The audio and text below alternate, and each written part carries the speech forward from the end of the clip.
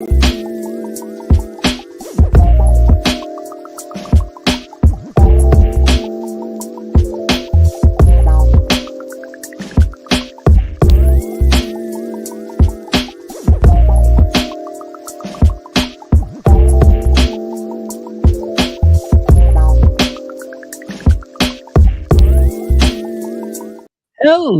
everybody, and welcome to another great episode of My Ed Tech Life.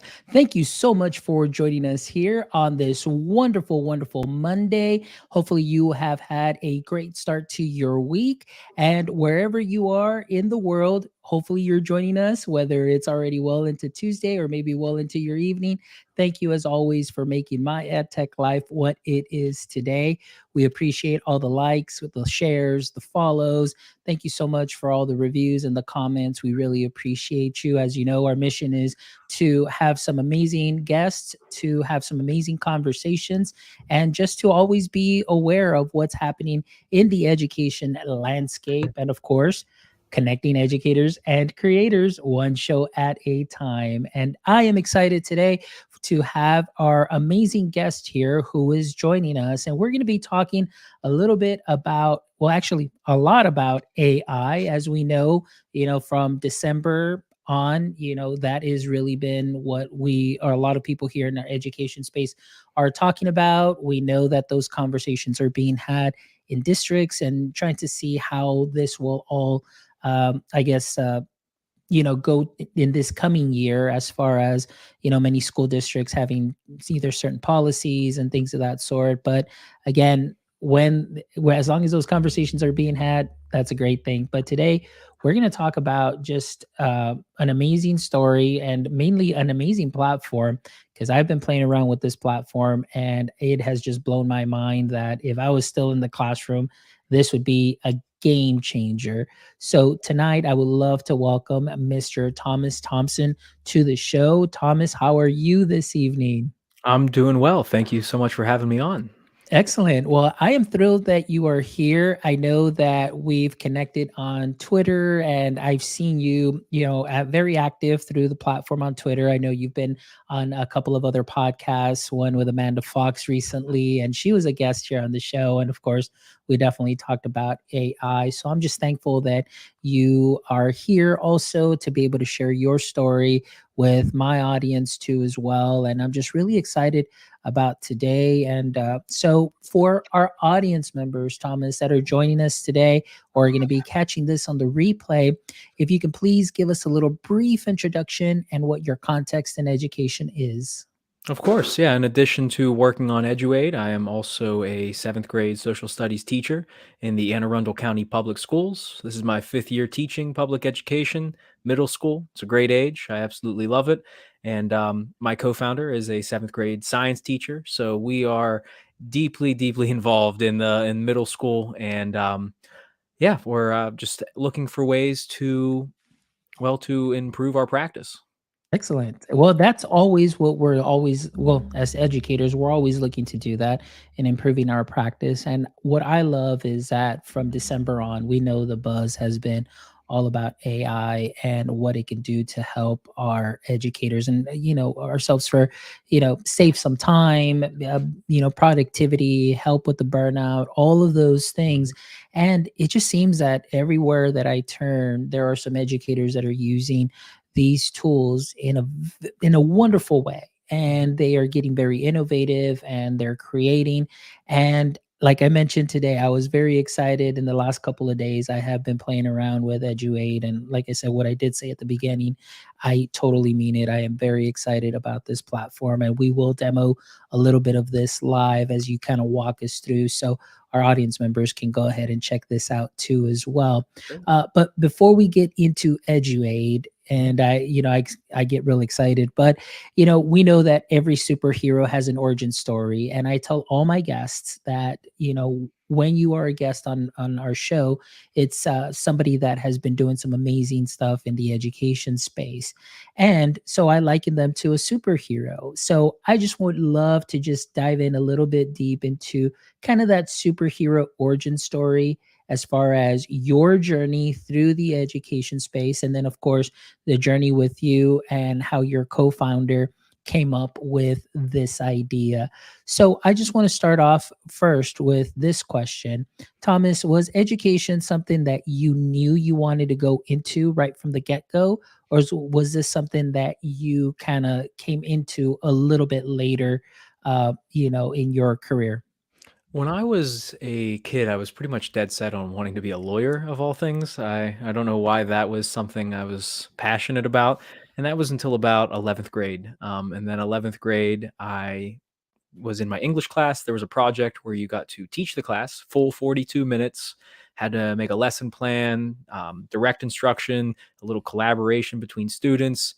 And from that moment on, I absolutely fell in love with it. I said, this is something special. Just the whole being in a room with a bunch of people and they're learning something new and they're getting excited about it and you're having these great conversations. And then my senior year, I was in a class with my uh, world history teacher, Mr. Clare, and he taught me everything I know about education. I got to shadow him, made a lot of copies, got to see all of his materials, got to steal all of his materials and take them with me. And from there on out, I was certain this is exactly where I was supposed to be.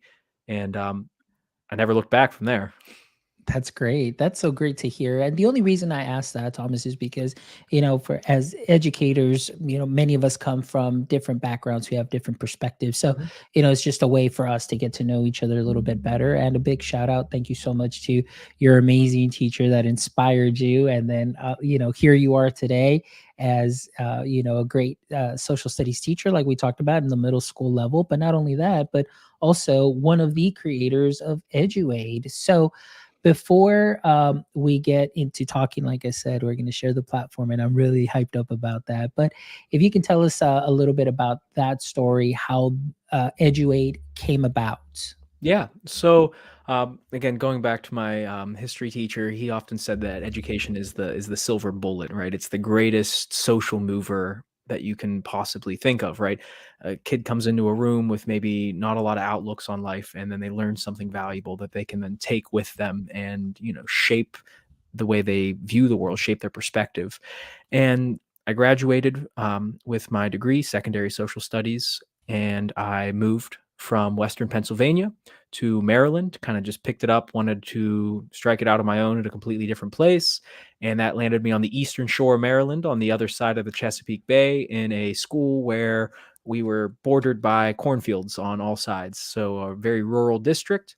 And the guy in the room next to me, his name was also Thomas. And um, the first day I came in, he wasn't there. I came to like kind of tour the school before we started, and a couple of teachers mistook me for him, and they said, "Hey, Thomas," and I said, "Hey," and then they were like, "Oh, wait, we thought you were another Thomas," and I was like, "Okay, I wonder what this guy looks like." Looked pretty much the same as me, but I come to learn that he's also from Western Pennsylvania. Grew up about 15 minutes from where I grew up. We never knew each other back in Western PA, but met each other teaching science and social studies room to room. So we shared many, many conversations.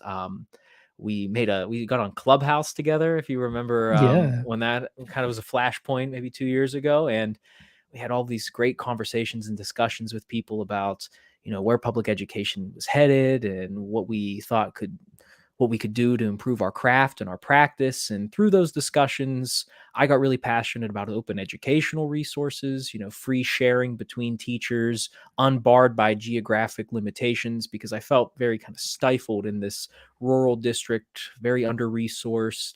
I'm like, well, where could I go for resources that aren't hidden behind paywalls? And then I ended up forming a nonprofit that was all about open access to the auditory public domain, audiobooks, educational podcasts. And that was kind of what I was working on. That's what my master's degree was on. I'm writing my thesis on open educational resources. And then Thomas comes to me and says, "Hey, buddy Tyler and I are working on a little platform for AI assisted lesson development." And then we started talking about, what those are. And I started thinking about generative educational resources, resources that are made in part or in whole with autonomous systems. And then questions of ownership started coming up in my mind. I'm like, well, who owns these resources? And then I started to link that in my head with open educational resources. And I thought about all the possibilities for sharing between teachers. And then we just kind of dove down the rabbit hole from there and kind of put our heads down and developed what you see today, Eduaid.ai. That is amazing. And that's such a great story too, just finding a problem, creating a solution, and of course, really just looking at the technologies that are out there that are going to be used in the best way possible to serve our educators. And one thing I did want to highlight is I am completely with you on the open resources. And one thing that I loved, and I think that a lot of people discovered too, or during lockdown, obviously, and then still seeing that connection like you mentioned. Yeah, you are not just confined to Mhm. not only the four walls of your own brick and mortar building, but even just the boundaries of your own city, municipality, or anything. And one of the things that I found was of great value was the global connections that were made Mhm. and the resources, and being able to see things and lessons through different perspectives and different lenses from different demographic areas than where I live, and be able to provide those experiences to our students. And I think that that is something that is of great value that sometimes I feel might not be talked about as much because I don't know, maybe number one, teachers are again back into the brick and mortar, and it's Mhm. kind of go time. Things have Yeah. kind of just gone back to the way they were. But I know one of the things was also that, and I was doing research on during that time, is PD through social media and Mhm. through these open resources, as opposed to the regular sit and get PD that you would get in your district or maybe in your municipality and things of that sort. So it was quite interesting to see the feedback and getting that during that time. So I absolutely love that. So I'm glad that you're working on that with your thesis. Mhm. And then, of course, now we're talking about Eduaid, which is, like I said, something that has been amazing. And before I bring it up to the screen and we talk a little bit more about it, just from my experience and giving you my feedback, like I mentioned earlier, something like this, where it pretty much seems like a very one stop shop where a teacher can go create lessons. You have different outlines. You've got productivity tools, you've got wellness tools, you've got IEP outlines, accommodation lists. These are things, and these are obviously words and vocabulary that us as educators know Mhm. very well, especially if you've been in the business for a while. And once you get introduced to the business of education and you get into the classroom, Mhm. these terminologies become very familiar. And then, of course, you get familiar with the work that goes behind it too, as well. But what I love about this, like I mentioned, is I honestly, when I hopped on, number one, it was very intuitive, which is something that's great as far as the tech piece. Number two, I can get to what I need in about 3 clicks or less, which Mhm. is great. And I thank you for making it that way, because I always tell my teachers, or when I look at vendors, I say, hey, if it's four or more, yeah, say no more. And so that's what I tell them. Exactly. Yeah. So we want to make sure that the teachers can access this in a very quick way and so on. So what I'm going to do here, Thomas, is, if you don't mind, I'm going to go ahead and share my screen. And then what I would love for you to do is just kind of guide us, as to what we see here. And as you do that, can you just give us a little bit too, as far as the thought process behind a lot of these tools? Because you guys really hit the nail on the head as far as what you've included in here. So let me go ahead and share my screen here, and we will make sure we get on here. There we go. And here we are.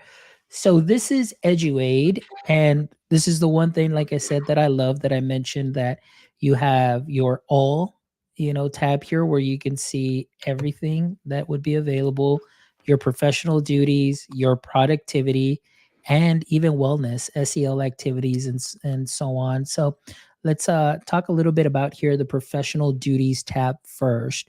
When you and or actually your co-founders started working on this, what was the thought process? How did you guys come up and pinpoint these certain aspects to include into Mhm. Eduaid? So the first step was identifying all of the friction points that Thomas and I felt during planning. The greatest challenge was time, of course. When I first started teaching, I taught two content areas at two different grades and only had one planning. So I had an hour to plan for two completely different subjects. Well, US history and geography at two different grade levels. And the first thing we wanted to do was make time a teacher's ally. We can't add more time to the workday, but we can certainly make better use of the time that we have.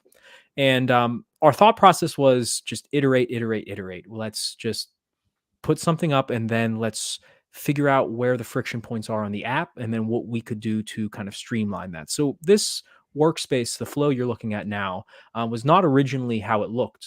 When you launched, it used to go straight to the content generator, which is the second tab. But then we thought, well, wait a minute.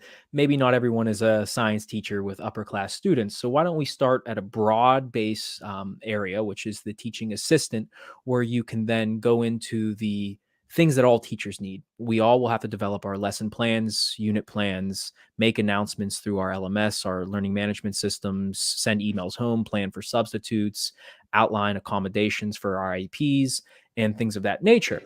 But we also didn't want this to be the kind of thing where we give teachers a finished product, because while a large language model is great at pulling in a bunch of data and synthesizing it into a really cohesive and concise piece, it doesn't know your students and it doesn't know your classroom.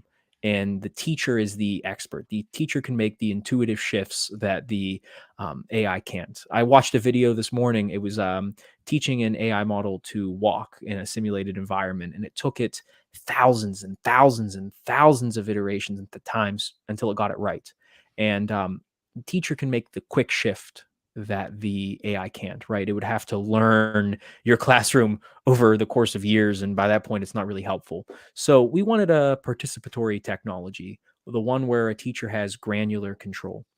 And that starts with the lesson seed, not a lesson plan, but a lesson seed, right? An outline of possible strategies, of possible assignments and possible activities to inspire teachers and to give them something to work with.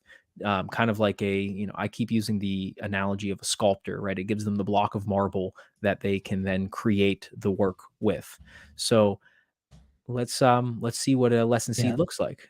Yeah, so I'm going to show this here, and I thought that this was phenomenal. So going back to my former fifth grade days, I chose for keyword or topic keywords, I chose water cycle here. So I Mhm. will go ahead and select this to get into my workspace.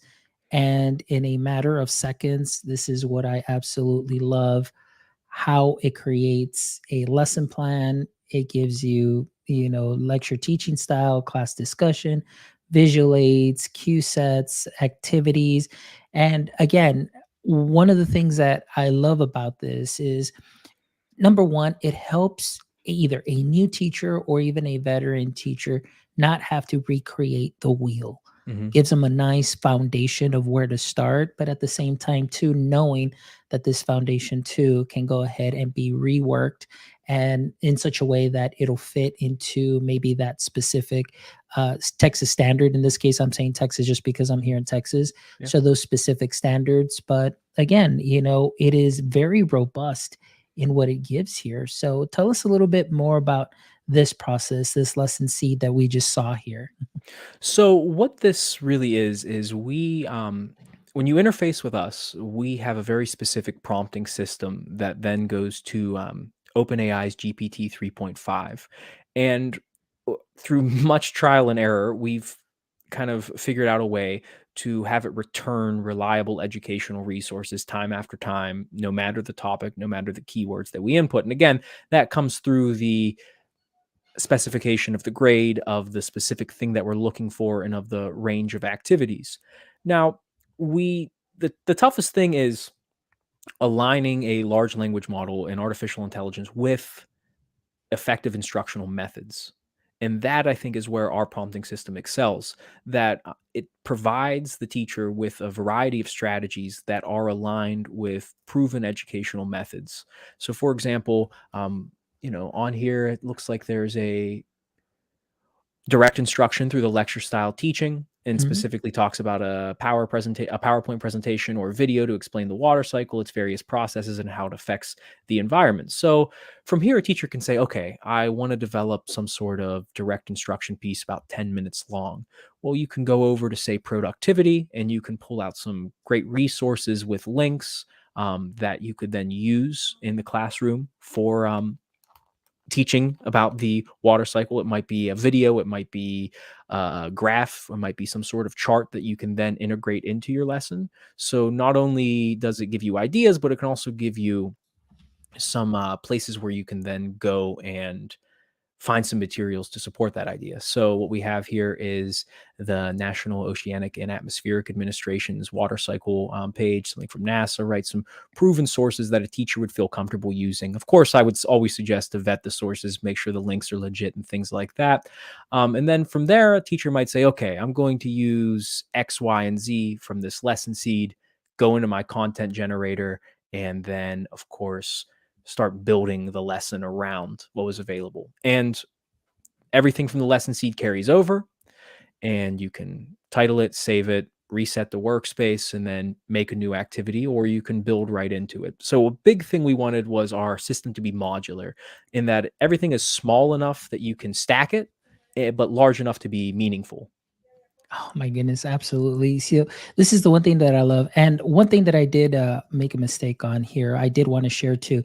It's not just for grades 11 through 12, but I mean, you've got all grade levels here. And then, of course, you get into the middle school grades and, uh, upper grades and so on. But I just forgot to click fifth grade for my fifth grade students there. But Nice. what I loved here is, like you mentioned, the modular aspect of it. I, I have not seen anything like this, Thomas. So, number one, I really want to commend you and your co founder for really taking your time and, like you mentioned, discussing those pain points. Mhm. And not only through your experience, but I'm sure you got some great feedback from, other educators as well. Oh, And then yes. simply understanding the fact of, all right, let's create this lesson seed. And then from here, let's go ahead and go into getting those links. And without oh my gosh, I remember having to spend just hours creating a lesson, and then Mhm. once you find those great videos and those great resources, and then now you have 1,000 tabs open, and So then many. you lose those tabs, and then it's like, I didn't save them and save those links.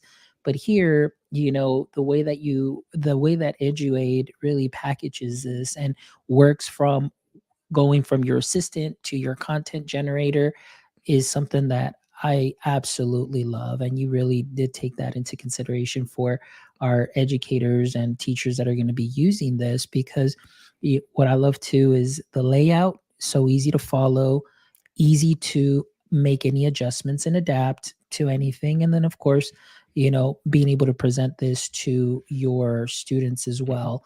And for myself, it's not only wonderful when the teacher has a great learning experience like this through your platform, learning something new, but then also when you present that learning experience to students, I feel that that is the greater goal. And Mhm. my thing about learning experiences for students is it should be something that is, in a way, becomes part of them, that when they move from year to year they can pull and draw from that.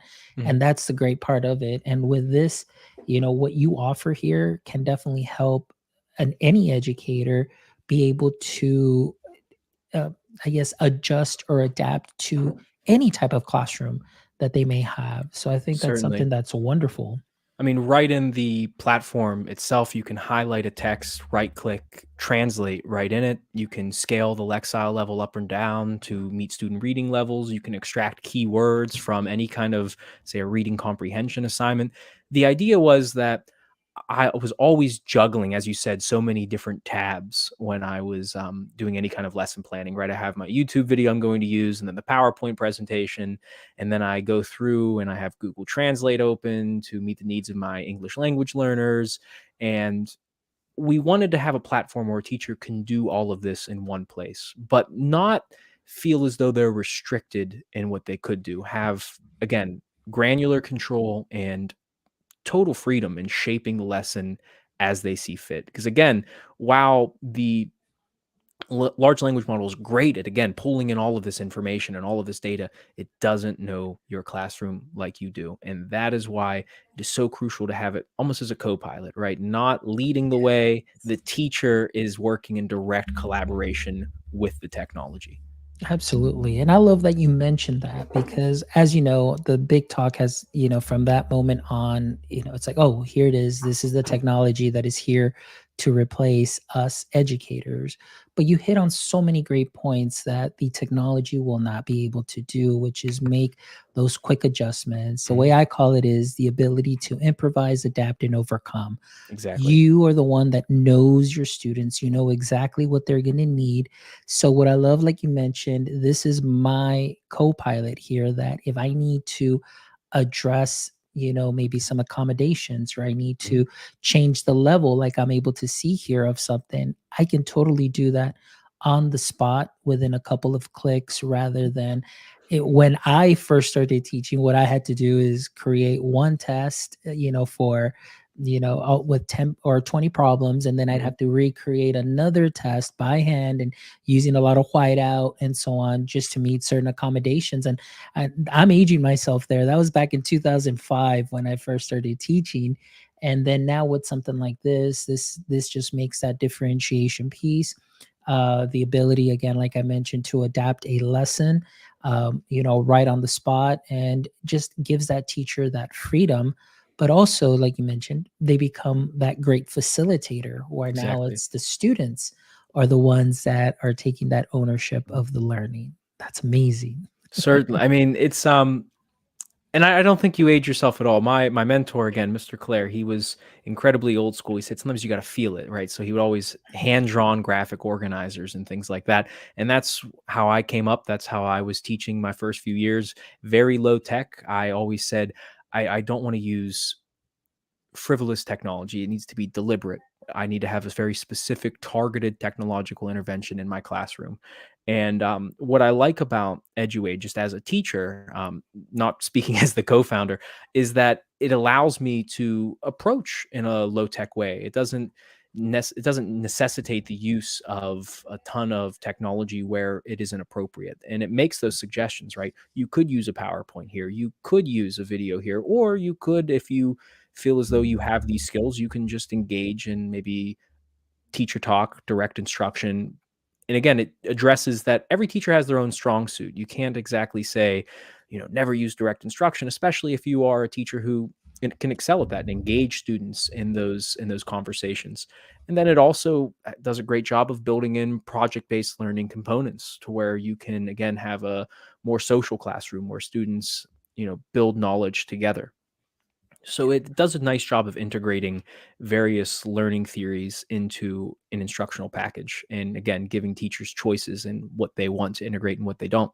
And then the community page, which will be coming soon, enables teachers to take those resources, share them publicly, openly, and then you can freely revise, remix, redistribute, and take those resources and make them your own. So maybe someone took something from Eduaid and you're like, oh, that was a really cool lesson that they made, but I need to make it fit my specific classroom context. Maybe I have a few more students with certain accommodations that are necessary. So you could take that lesson, add the accommodations that you need, differentiate instruction, and then you have something completely new that isn't quite from the AI, but isn't quite from yourself. It's from you working in collaboration with teachers all over the world.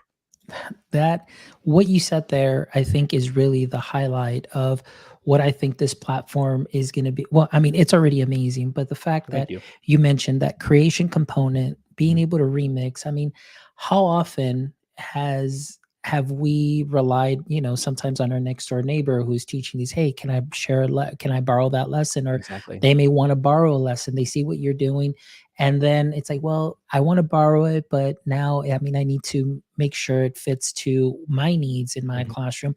And the fact that you're able to remix this and it's in, just a library here where they can go ahead and pick and choose, that ease of use. And I think one of the highlights that I want to say, Thomas, that to me, uh, really resonates is, like you mentioned, that the teacher has a choice as to Eduaid is going to give the suggestion, like we talked about, okay, either use a PowerPoint or use this kind of media. Uh, okay, like I want to choose this. I Mhm. want to choose this. And then you can, switch that around too as well. And it's not that you're, steering completely away from any curriculum. It's just the fact that now you have these resources on hand where many times I feel curriculums can feel very stagnant because it's the same thing year after year and really nothing fresh, nothing new, not a new update. And Yeah. here I can see this and I'm envisioning this actually like for district use where you do have, let's say, that robust outline for your curriculum. Well, Mhm. now the content specialists individually can go in here and create, that lesson seed or create some of the lesson planning that it can be tweaked later on. And of course, it'll be in the community and say, okay, day one, let's say, or actually, let's say day one, second semester, a teacher can go in here, we link it up, and Mhm. then they can go straight to either that lesson or say, hey, you know what? I like it, but let me kind of remix it and add Yeah. my own twist to it. Exactly. Wonderful. And then let's say you could say the curriculum advisor gives you a specific lesson, day one, semester two, and you maybe extract keywords from that lesson, right? What it's all about, and then you take those keywords, input that as the new topic, and then create something entirely new that hits on all of the same topics. Or you can take a standard, put it right in, and it'll give you something directly aligned to that standard that you need to meet, and give you plenty of options. Another component that I found pretty interesting, maybe a little unrelated to this so far, but one of my co-teachers was scaling a text on a particularly sensitive topic. I teach social studies, so of course, genocide and mass killing, unfortunately, will be something that we have to Mhm. discuss. And she wanted to scale the text down to a first grade reading level. And what the AI returned said, well, this topic may not be appropriate for students at a first grade reading level. We may suggest approaching it in such and such ways. And then it gave context and suggestions on how to broach a sensitive topic to students who may not be at that level. And I found that to be quite surprising in that it has such tact when handling sensitive topics or topics where the public consensus isn't quite out. Because I know there's quite a lot of debate and discussion about how to maybe broach more sensitive topics in the classroom as the curriculum calls for it. Absolutely. And that's something that is great and powerful. And I don't know, like right now I'm just kind of like in awe because in my mind I'm already thinking like, oh, I can share this with our content specialist tomorrow and then I'm going to share it with my executive director and then I'm going to share it with my teachers and say, hey, check this out because that's really how great this tool is and Well, thank you. the Please do. platform. Yeah. No. We'll do for sure, but like I said, I love where you're going with this and like you mentioned, obviously the community aspect of it. Mhm. And I think I wanted to ask because the community aspect and the talking about sharing resources out, was this something that was kind of very important, maybe, well, obviously to both you and your co-founder, but maybe because this is what you're working on, your thesis is on, open Exactly. resources. Mhm. So originally, when Thomas and Tyler, our other co-founder, he handles more of the technical Mhm. matters, right? Computer whiz, all of our shortcomings he makes up for.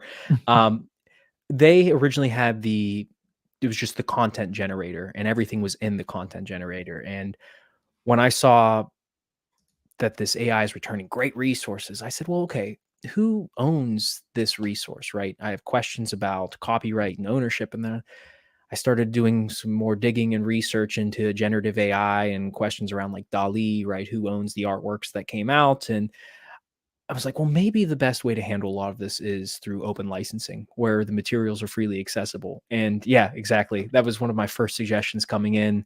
Maybe a community page where you can freely and openly share resources. This is what I've been studying. I think there's a great um, value in doing this. And I think it unlocks a lot of value because it goes beyond, it pairs two things beautifully. You have this great artificial intelligence, but you also then have this collective intelligence of teachers, of the specific experts working together and modifying, differentiating, personalizing, remixing what is generated. And when we saw these two things come together, we're like, this is just a beautiful marriage of two different fields that I think will unlock tremendous value for teachers going forward.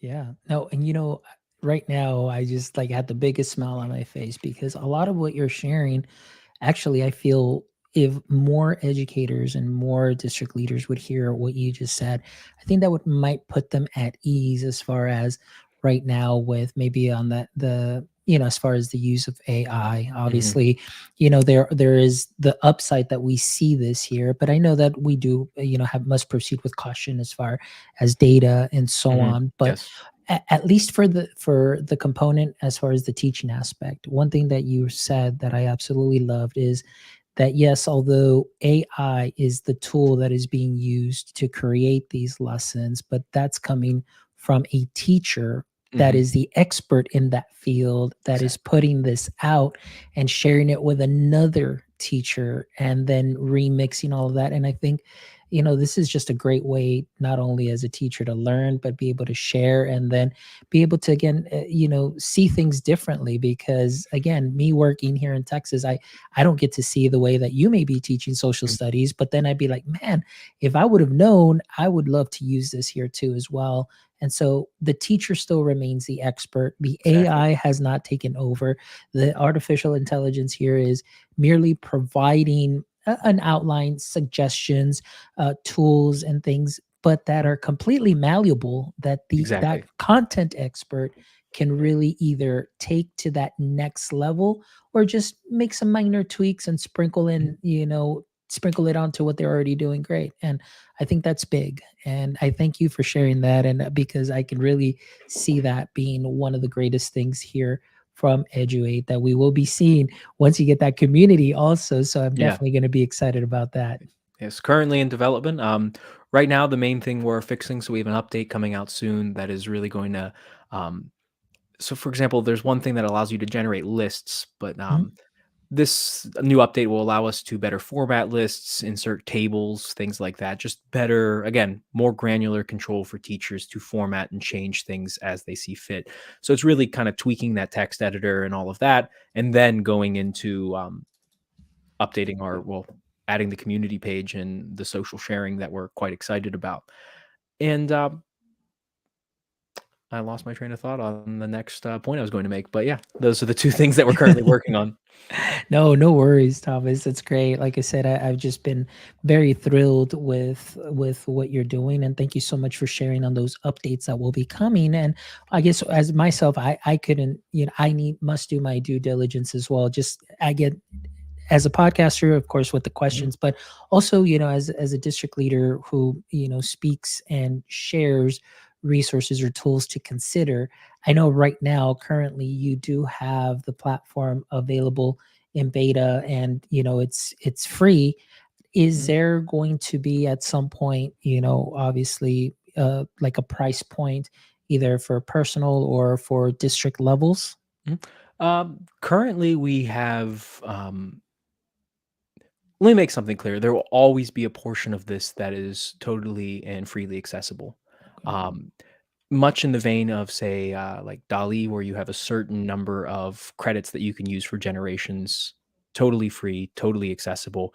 And we're currently having discussions about the community page and everything that is shared openly being totally free, again, totally accessible to teachers in perpetuity. Like, we don't plan on charging for that. Currently, we haven't really had many discussions about adding a price point. We're quite satisfied with making this freely available to teachers. Again, maybe that's just a coming from me as someone who is really passionate about open educational resources and having open access to high quality resources. I mean, I get so frustrated every time I come across a paywall and it's like, I'm just trying to do research. Can I access this article? Why do I need to pay $79 for 24-hour rental on a research paper? And that's frustrating. And the crux of my research so far has been on the textbook market kind of being insulated from most normal market forces, and that the student, the actual consumer of the textbook, has no choice over the textbooks they use, over the cost of that textbook, how much that textbook will be used in a class. So they may be paying exorbitant fees for something, and we want to cut the cost of education and limit the friction points. So while I'm certain there will eventually be paid subscriptions to this, there will always be large swaths of this platform totally and freely available for anyone to use.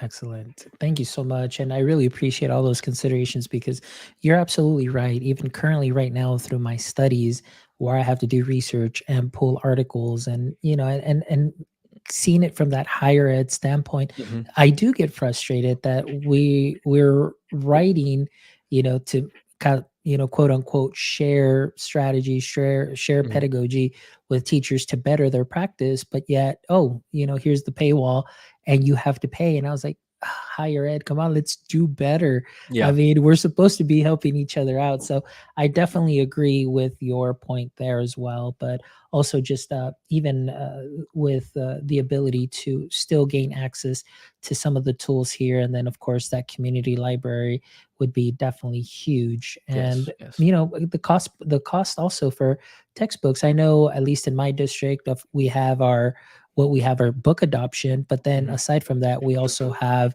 other resources that we add to that, that we purchase or, things that we find, and we implement into our curriculum.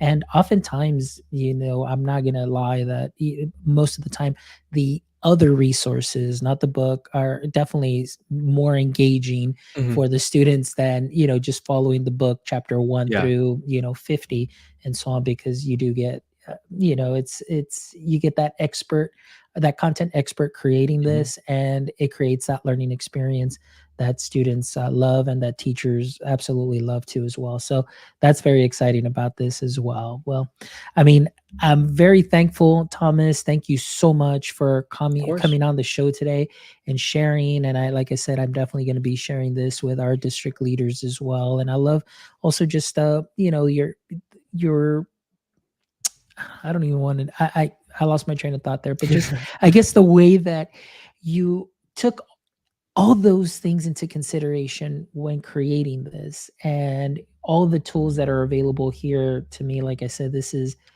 a powerhouse. I mean, looking at this, I'm just going to share this one more time because again, I want to share with our teachers. I mean, you have IEP outlines, you have substitute planners, accommodations list, Mhm. evidence-based interventions list. You have, in your content generators here also reading comprehension, team-based activities, mock study, essay outline, model, And then, they're very specialized to each subject. So, for example, in math, we have, real world examples of specific math yeah. concepts, assignments with mistakes, project based learning, team based activities, extension questions, discussion questions. And then, even further, say in the enrichment subject area, we have tools and options for teachers who go beyond core. Um, the core classes, Mhm. core subjects. And yeah, we're just really wanting to give teachers a number of tools that they can use in the classroom and have school improvement project is something I really enjoy as someone who was passionate about student council, student government when I was in school, taught at summer leadership workshops for the Pennsylvania Association of Student Councils. Being able to implement service learning in schools and addressing areas of need and allowing students to take ownership for their building, I think that's a powerful tool. And again, the AI may be able to give you these great broad ideas, but then the teacher can really specialize it by knowing those areas of need that the students can help with. Beautification projects. My student government was planting flowers outside of our schools and doing landscaping and all kinds of, toy drives and things like this, and giving teachers the tools to come up with ideas to build those projects. Again, is something I always wish I had as a first year teacher who is limited on time and resources. Man, this is great. Thomas, thank you so much Thank you. for what you it's you, Thomas, and then of course we've got Thomas also, right? Yes, And then it was Tim, right? Tyler. So Tyler, Tyler, sorry. Thomas, and Thomas. Yeah, it's Tyler, Thomas, and Thomas. There we go. I thank you so much. I really appreciate, just the work that you have done. thank you. Again, that outlook that you have for teachers, all those considerations. And what, like I mentioned too, my biggest thing is it's like everything is there like in 3 clicks or less.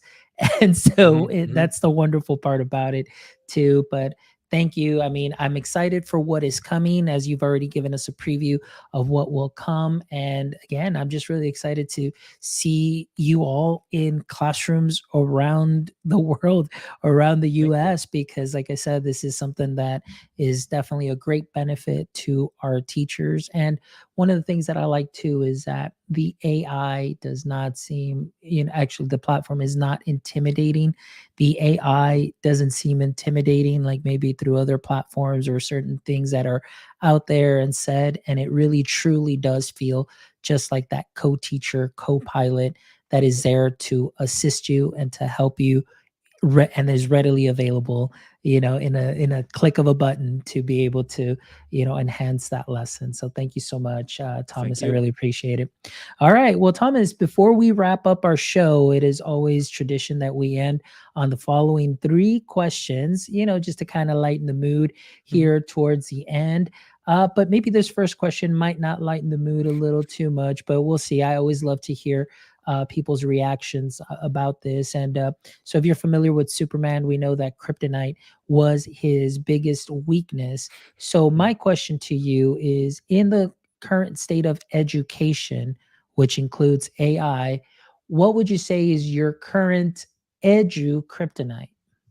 Ooh, this is the classic interview question. Your greatest weakness. I would say I'm going to have more of an AI focused answer, I guess, is moving beyond our preconceived notions of what we believe AI is, from pop culture, fiction, whatever it might be, and making definitive steps to understanding what this unique technology actually is and all of its affordances, limitations, and boundaries. I think you're right that there's a lot of conversations going on about how to best use AI and how to develop policy around it. I just think we need more of that. We need a lot more of that because we need to have these deep, far-reaching, far-ranging discussions to truly develop good policy around this. Sure, we'll have multiple chances, but we should really, really try to get it right the first time. We don't want to screw this up because I mean there's some existential fears and risks around this. I mean, this is a new transformative technology, and transformation can be messy, it can be scary, it can be nerve-wracking. And I think slowing down, having good conversations, making sensible policy, and taking into consideration kind of many of our assumptions and biases going into this would be tremendously helpful. And I know that I have quite a few that I'm trying to overcome about, my understanding of what artificial intelligence is and what Excellent. its role in education could be. Nice. Great answer, Thomas. Thank you so Thank much. you. That's definitely going to be a soundbite for sure. All right. Question number two, Thomas, is, if you could have a billboard with anything on it, what would it be and why? Um, Save a teacher, Eduaid.ai. No, I'm kidding. I'm kidding. I don't want to do an ad. Probably the Delphic maxim, know thyself. I say that because one, it's a great reminder for all of us, but technologies amplify inputs, and we are typically the ones who provide the inputs and then act on what the technology amplifies. So it's crucial, therefore, that we truly know ourselves, our biases, our assumptions, our heuristics by which we make judgments and decisions, to know our passions, our limits, our highest virtues, and our most troubling vices. I think if we know ourselves, then we can know what it is that the technology amplifies and then make sensible decisions about how to design it and how to act on what is amplified, which is Nice. really, again, ourselves. Excellent. Great answer. Thank you, Thomas. All right. Question number three. I kind of changed this one up over the weekend. Usually Okay. I'll ask, like, if this was your podcast and I was your guest, what question would you like to ask me? But I want to ask this one again. This is, says, if you could make one of your hobbies into a profession, which one would it be? One of my hobbies into a profession. So I love This is a two-parter. There's two things, two fantasies that I live in. One is that in my free time, I mean, this is how I got this scar here. I like to box, so that would be pretty cool. But um, I play a lot of ambient music in the classroom, and one of the great ambient musicians is Brian Eno, who made an album called Music for Airports. And in it, he said, okay, what is the ideal music in an airport? And I often think, what's the ideal music for a classroom setting? It would have to be something that's not too intrusive, something that is not, that could be easily interruptible as the teacher has to make announcements, something that stimulates flow and focus, engagement. So maybe ambient music producer, specifically music for learning, which Brian Eno has an album called Music for Learning, which is a great album. I've played it in the classroom quite a few times, but maybe that would be the other one, the other fantasy, right? That'd be a great career, ambient That music producer. That'd be a lot of fun. definitely, that's great. And then maybe an amateur boxer, maybe? Yeah, maybe. Sounds good. Well, Thomas, it's been great having you on the show. Thank you so much for just your great insight, just how genuine, authentic you are. Again, thank you so much for finding those issues in education, those problems that us as educators may have in the classroom, and you putting it all together here in one place where we can find solutions and also even amplify your creativities as far as lessons, because some people may say, oh well, now you're not thinking and you're just putting in inputs, but no, like, you don't realize that sometimes we just need to get these ideas down, Mhm. and being able to take what is given and still be very creative with it, and you still have to deliver. So I mean, I'm just really excited about this. I really am. So thank you so much. And before, one last thing, for all our audience members that are checking us out today and are catching this on the replay, what is a best way that they can maybe connect with Eduaid?